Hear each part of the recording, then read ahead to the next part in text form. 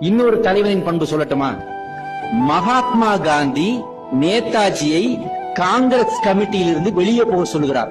மகாத்மா காந்தி சுதந்திரத்தை அகிம்சையின் மூலமாக, சத்தியாகிரகத்தின் மூலமாக, மிதவாதம் மூலமாக பெறணுங்கிற கொள்கை உடையவர். ஆனா நேதாஜி அடிக்கு அடி, உதைக்கு உத, ரத்தத்துக்கு ரத்தம், ஃபைட் பண்ணி வாங்கணும்டா சுதந்திரம் அப்படின்ற தீவிரவாதம் கூடையவர்.